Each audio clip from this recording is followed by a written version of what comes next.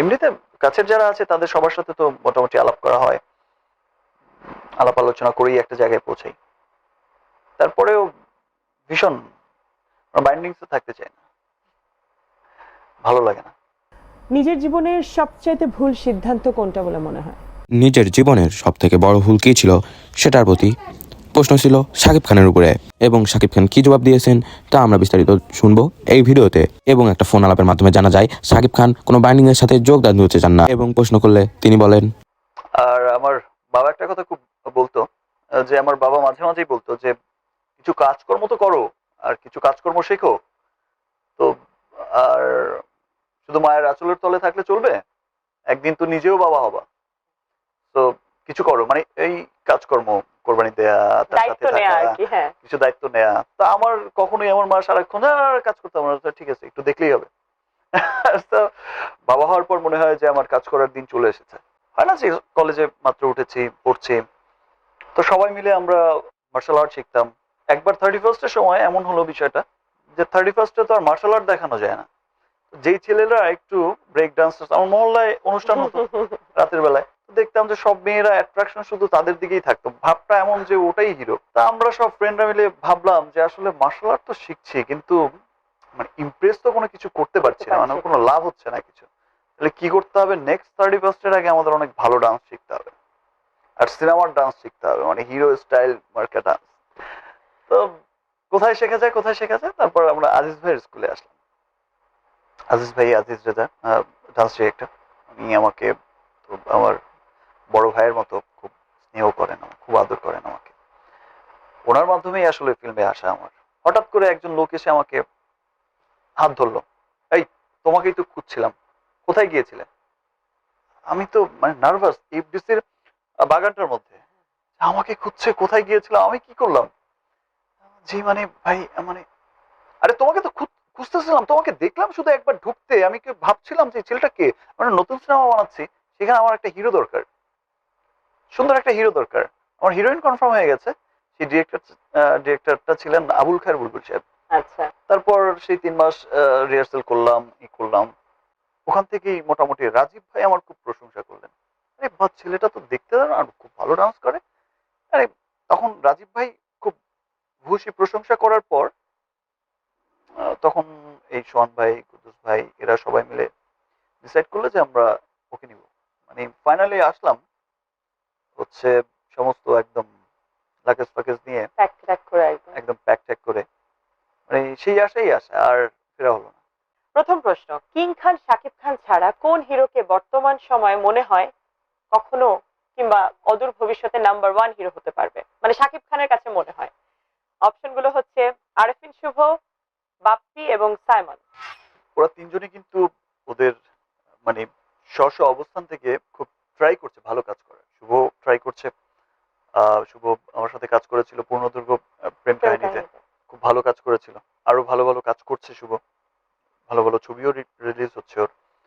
তারপর বাপ্পিও যেমন ডিজিটাল যখন শুরু হলো, বাপ্পিও তখন থেকেই খুব ট্রাই করছে, ভালো কাজ করছে, এবং ইতিমধ্যে অনেকগুলো ভালো ভালো কাজ করেছে। সাইমনও ভালো কাজ করছে। রাজু ভাইয়ের সম্ভবত জাকির হোসেন রাজু সাহেবের হাত ধরে আসা ছিল সাইমনের, ভালো একটা ঘরানা থেকে আসা। আর রাজু ভাই অসম্ভব ট্যালেন্টেড একজন ডিরেক্টর। তো তিনজনই ট্রাই করছে, তারপরও মনে হয় না ওরা খুব যে ট্রাই করছে, এবং আমি আমার খুব জায়গায় ভালো তাকে কাজ দেখছি। করছেও, মানে ভালো ভালো কাজ প্রেজেন্ট করার খুব সবসময় খুব চেষ্টা ওদের। ওকে, ঠিক আছে, আমি এক নাম্বারটা কোন রকমে ইয়ে করে দিলাম। বাপ্পি সাইমন এরা দুজনই আমারও খুব পছন্দ, শুভ ভাই তো আছেই আমার জীবনের প্রথম হিরো, বাট এই ব্যাপারটা আমি মাফ করে দিলাম। কিন্তু সেকেন্ড কোয়েশ্চেনের আনসারটা আমাকে একটা অপশনে দিতে হবে। ওকে, ধরে নাও একটা ছবির খুব রোমান্টিক একটা দৃশ্য, মানে সেরকম সেরকম রোমান্টিক, যেরকম রোমান্টিক দৃশ্য দেখলে না আমরা অনেক সময় মনে করি আমরা মনে করি না এখানে যদি প্রিয় নায়কের সাথে আমি থাকতাম, এরকম টাইপের একটা দৃশ্য। সেই রকম একটা দৃশ্যে শাকিব খান কোন নায়িকাকে নিয়ে অভিনয় করতে সবচেয়ে বেশি স্বাচ্ছন্দ্য বোধ করবেন? Option A Bubly, option B Bidya Sinha Mim, option C Joya Ahsan, আমি আরেকটা অপশন দিতে চাই, অপশন ডি শুভশ্রী। যাদের নাম বললে এরা প্রত্যেকেই এত সুন্দরী, মানে এত সুন্দর হচ্ছে দেখতে। আমি তো পারলে সবগুলোকে একসাথেই নেই। এক সিনের মধ্যে 5টা নায়িকা। ভাই প্রয়োজনে 5টা সিন বাড়াও। স্বাচ্ছন্দ্য বোধ কার সাথে করা হয় বেশি? সবার সাথেই আমার একটা ভালো কেমিস্ট্রি আছে। আচ্ছা, মিমের সাথে একটা সিনেমায় কাজ কাজ করেছি, মানে আমার সাথে যখন আমরা একসাথে কাজ করলাম, আমার প্রাণের প্রিয়া, তার হ্যাঁ। মধ্যে মিমের প্রথম ছবি ছিল মনে হয় কমার্শিয়াল। কমার্শিয়াল ফার্স্ট হ্যাঁ, ফিল্ম হ্যাঁ। ছিল। তো সেই সিনেমার গানগুলো খুব চমৎকার হিট হয়েছে।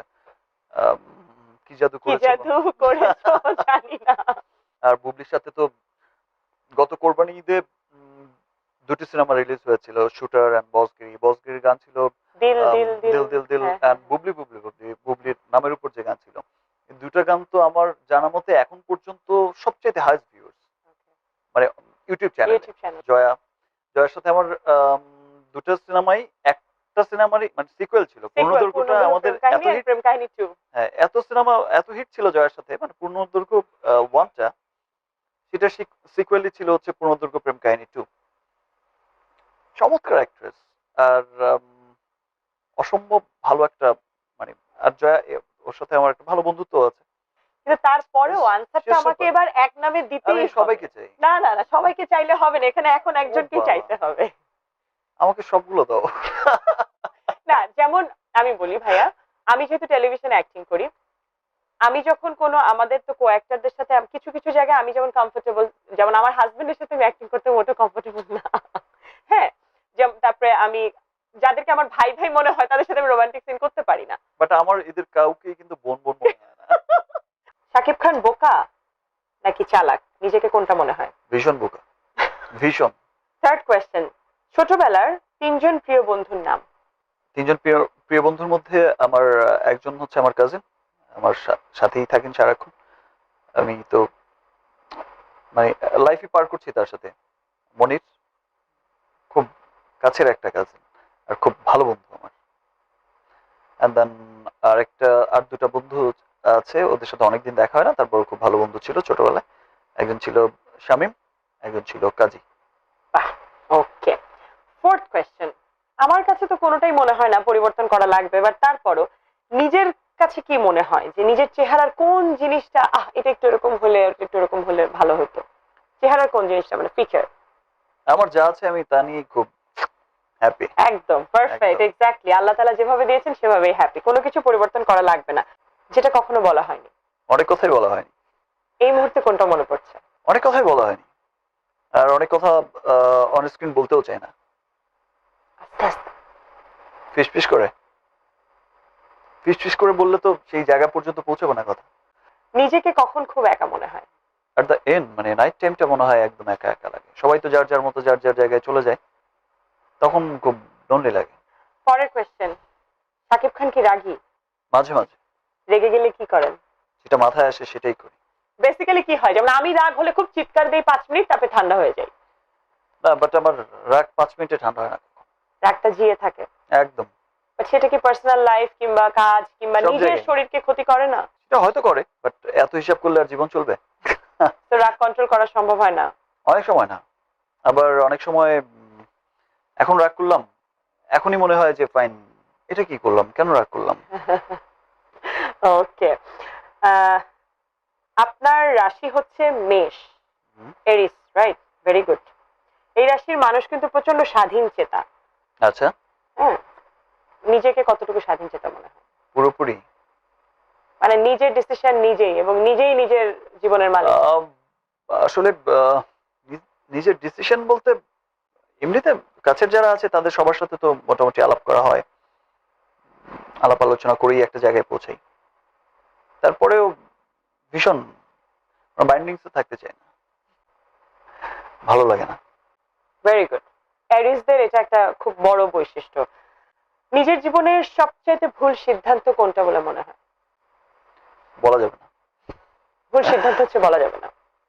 Very good.